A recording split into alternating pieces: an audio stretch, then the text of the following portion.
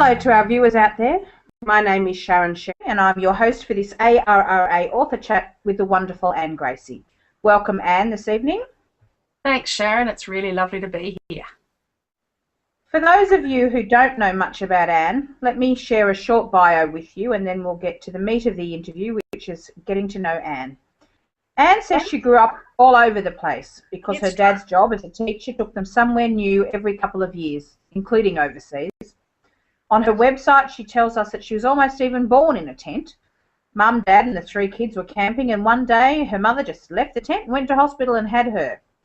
That's me. As a result of all this moving, Anne became an expert in being the new girl.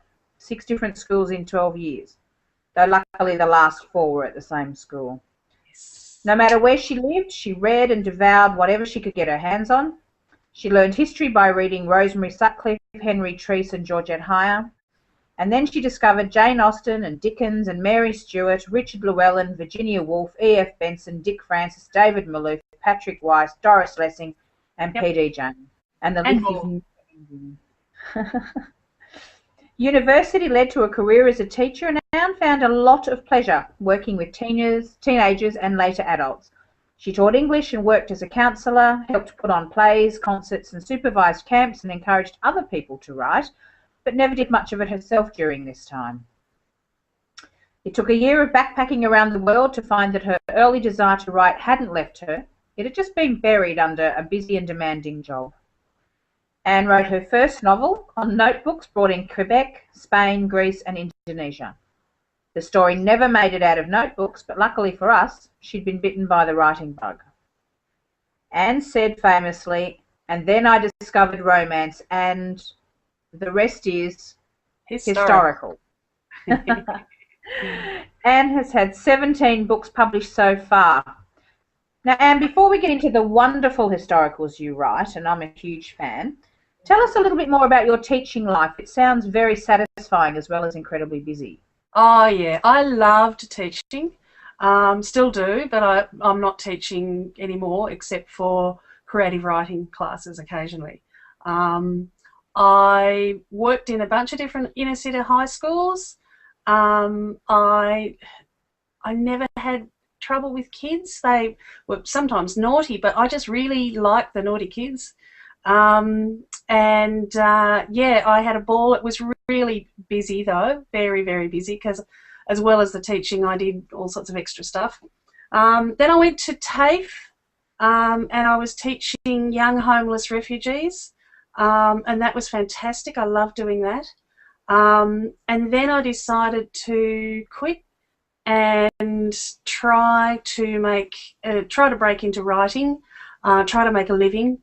And so I quit and I went part-time, very, very, very part-time, teaching adults how to read, which I have always done since my university life.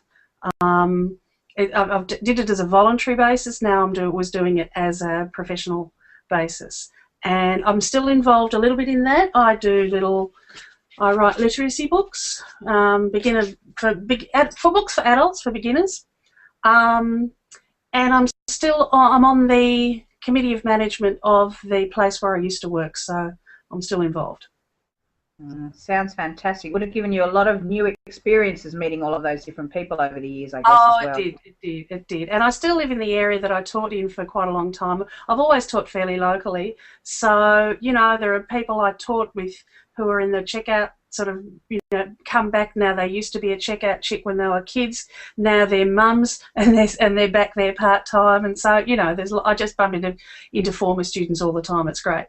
But I still do a little bit of teaching because I love teaching people how to write and how to write romance. So I do all of that.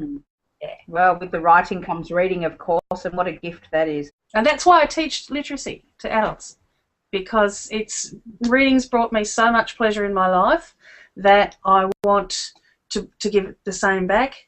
And our books are not about sort of let's be serious and learn how to do hard things. They're funny books and really enjoyable to read. So yeah, it's good. Well, they're lucky to have you and the coterie of people around you who still do that work. I'm lucky to work with them. Yeah.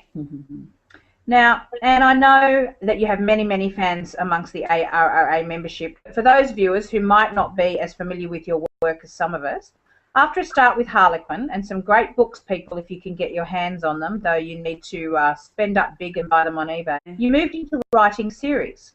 But you're now on your third one already. First came the Merridews, then the Devil Riders, and now the Chance Sisters. Yep. Let me just take a minute here to mention that Bride by Mistake from the Devil Rider series has been nominated as an RWA US Rita finalist. This is the writer's equivalent of an Oscar. Even better, this is Anne's 4th time as a Rita finalist. So congratulations on that. Thank you. 4th time a bridesmaid. Tell us about the Chance Sisters series, Anne.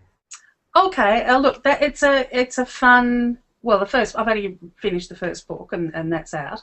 It's a fun series about 4 girls who are all orphans. 2 of them are sisters, but haven't been together. One of them has been in an orphanage until just recently, and 2 other girls that they meet along the way, and they've got nothing and nobody, and they decide when they're sort of striving to earn enough to live that they will become sisters, pretend sisters.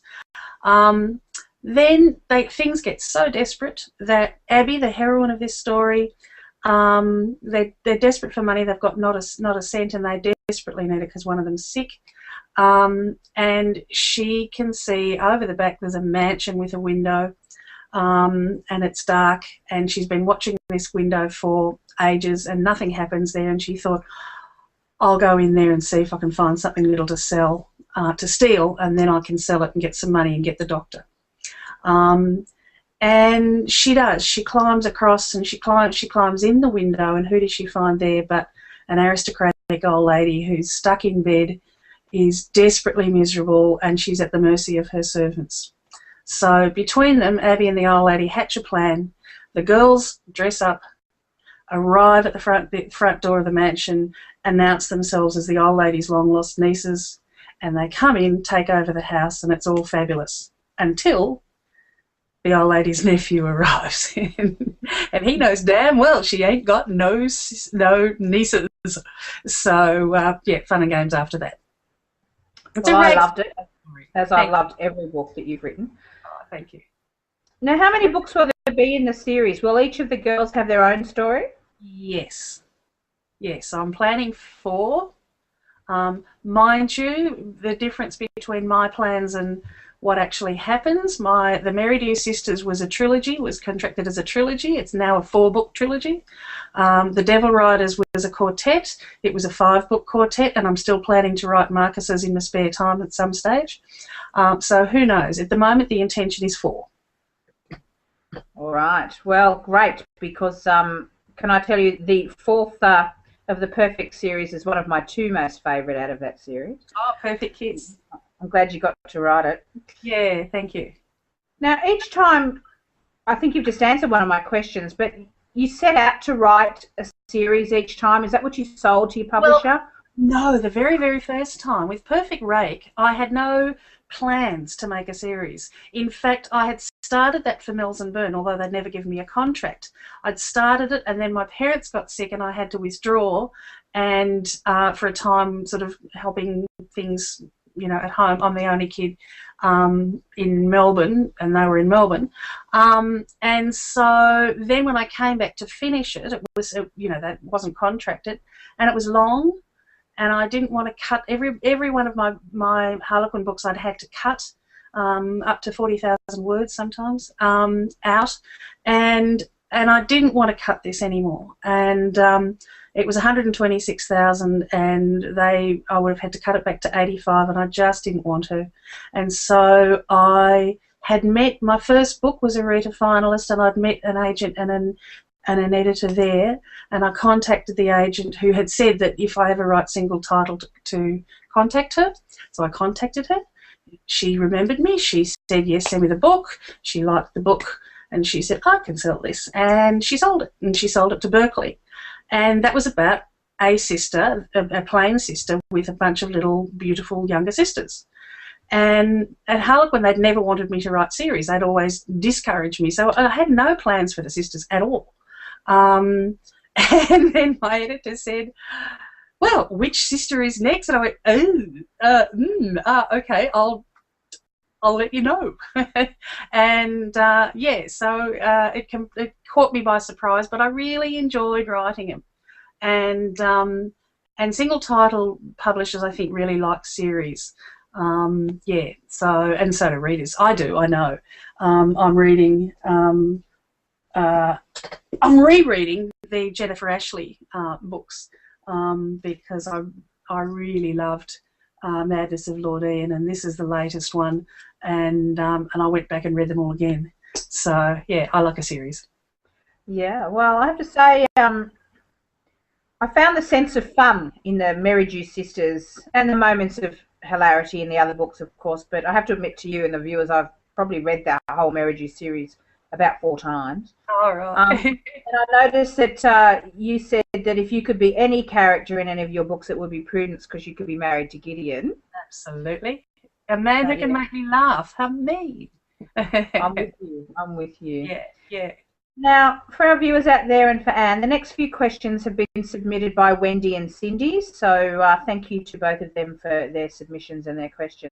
Firstly, would you consider giving any of your sub-characters their own book? Are there any that stand out? No. I think I would rather lock them in the cellar and throw away the key. Every single one of my minor characters thinks they're far more important than they want to be, and I have to fight them all the time. They step up, a butler who is supposed to be just a butler and nothing else, and he has an agenda and a character and a story, and I just think, no, I could be stuck writing the same lot of, with one story could spread out and become a plague. So no, lock them away. I have to keep them under control because everyone wants their own story. Yeah. Absolutely. Now, what's a typical day in the life of Anne Gracie these days? Oh, well, get up, write, try to write, avoid writing, procrastinate, write, phone friends, write. Yes, I'm in the middle of a book at the moment, sort of, heading towards the end of a book, and so I'm a bit of a hermit at that time. I have to actually force myself to get out while I'm in that stage because the story just keeps coming and coming and coming. So yeah, that's my life. It's pathetically sad while I'm writing, but between books, hey, it's lovely. How do you relax, unwind, and turn off from writing?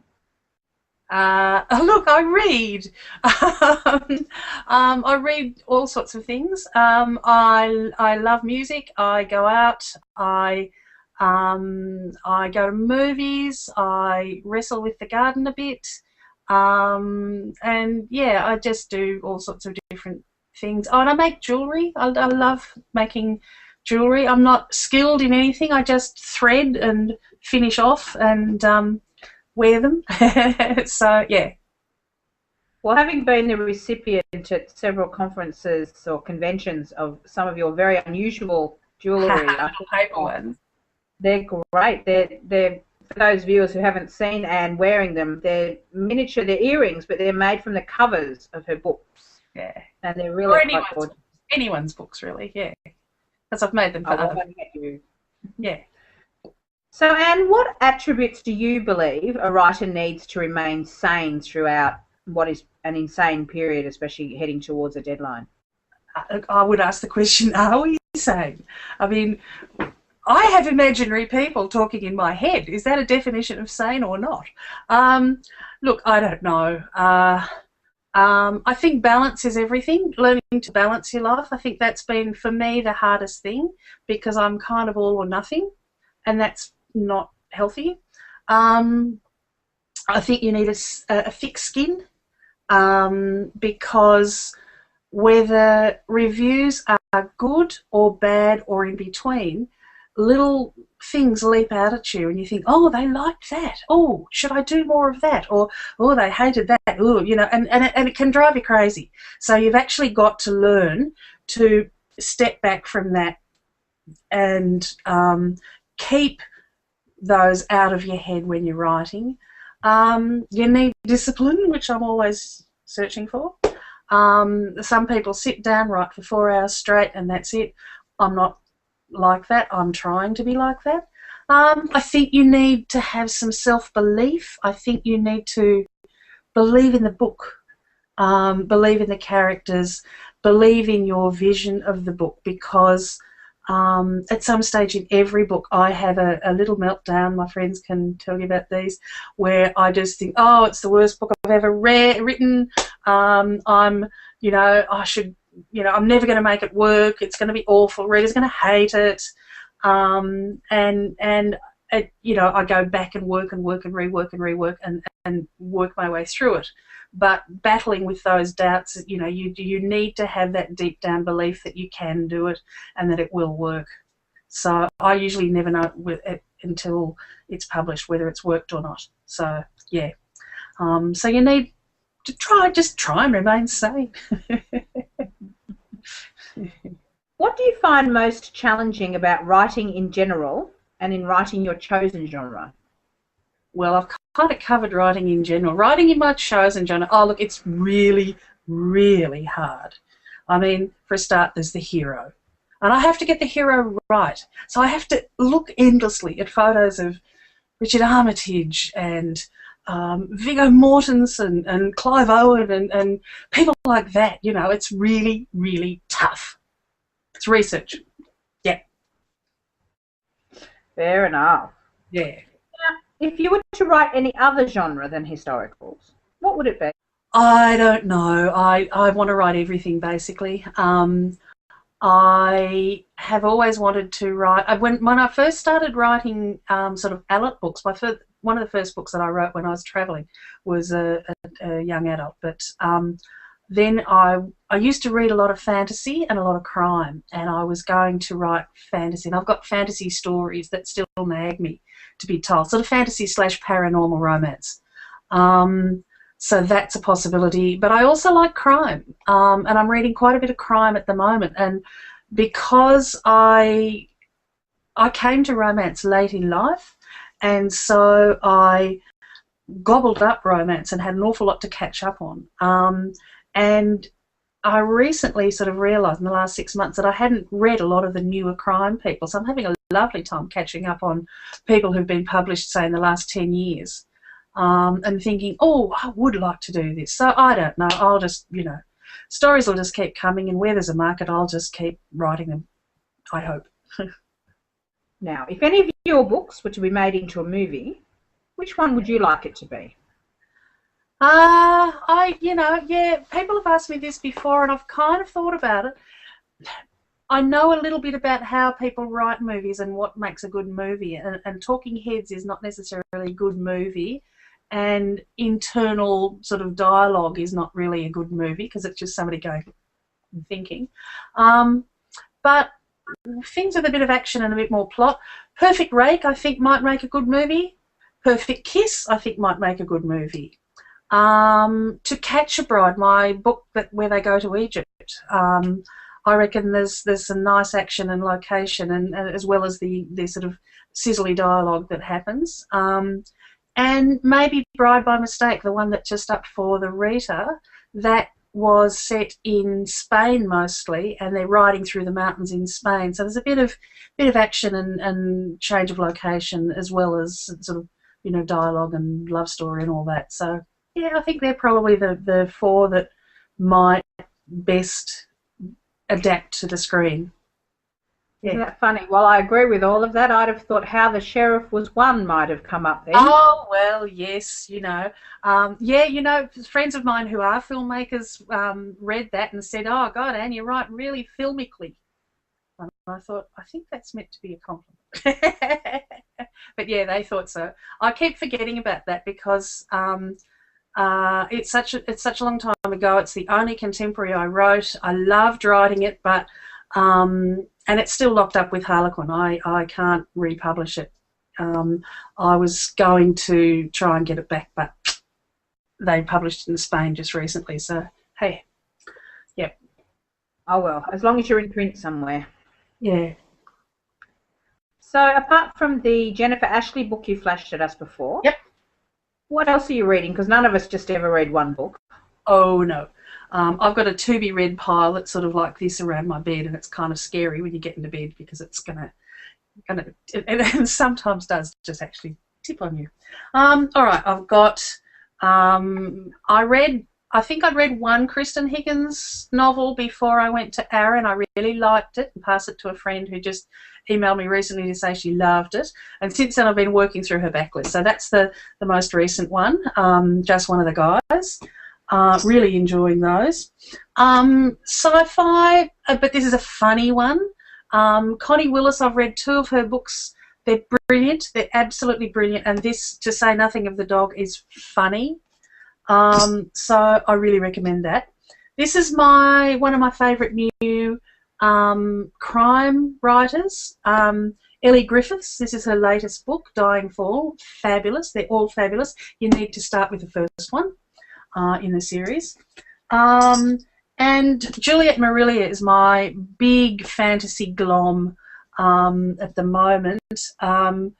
I've read all of her books. I've read everything. I think I've read everything. This is her latest book, and as you can see, it's hardback, and I actually hate hardback because it's too heavy to hold, but I couldn't wait for it to come out in paperback, so I bought it in hardback.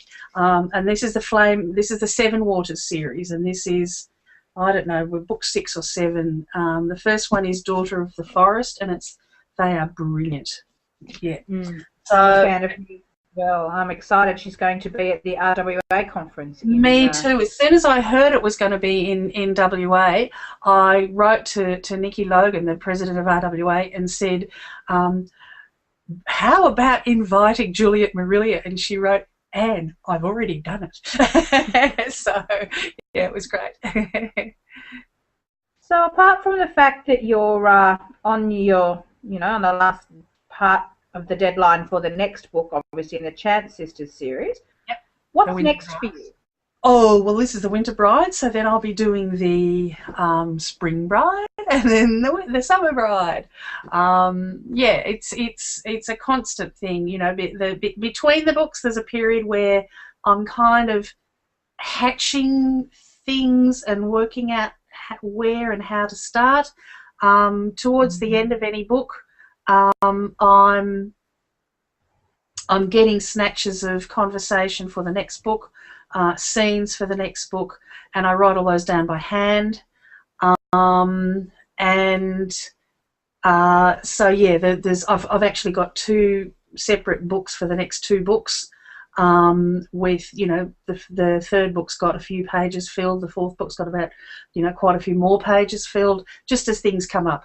So that's what I'm doing. And then I'm probably going to RW America in July. I'm teaching a romance writing course at Victorian Writers Centre, Writers Victoria. I'm going to Western Australia to the conference, the Romance Writers Conference there, and I'm doing some extra teaching at the Catherine Susanna Pritchard Writing Centre there for the Western Australian writers. I'm going to Far North Queensland for to give a weekend workshop. So I'm pretty busy, and I'm doing the next book. So yeah. Lots of things to do. Fantastic. And then, of course, housework and, you know, really thrilling things like that. Now, before I let you go, yep, tell us about the platform souls and where we can see them. Well, you can't really. Here we go. Sorry, I'm just moving things around here. I'm afraid to say that the platform souls have left the station. Or, if you prefer, we were a train band, and it's been a while since we played as a band performing. We used to perform in pubs, and I did the backup vocals and harmonies and rattly banging, and we had a lot of fun. The Melbourne Times called us a funny, funky, good time band. But these days, most of the others are all in other bands and stuff. I'm stuck behind a computer in a cave, and we get together at parties. you know, just not rehearsed things or anything like that. We just jam at parties and stuff when we get together, and that's fantastic. Yeah, we had a lot of fun. Sounds like fun. Yeah, it was. And that's the end of it for my question. Thank you so much for sharing your time and your story with us. And we look forward to the next instalment of the Chance Sisters, The Winter Bride, and of course seeing you at our ARRA events whenever you can make it. Yes, definitely. I really enjoy them. Thank you so much, Sharon, and also the ARRA people who are organising it. I really appreciate it. It's a lot of fun. For our viewers, keep an eye on the ARRA blog for details of future author chats, and we'll announce those going forward. We're hoping to have a few more in the next couple of months. Goodbye for now, everyone.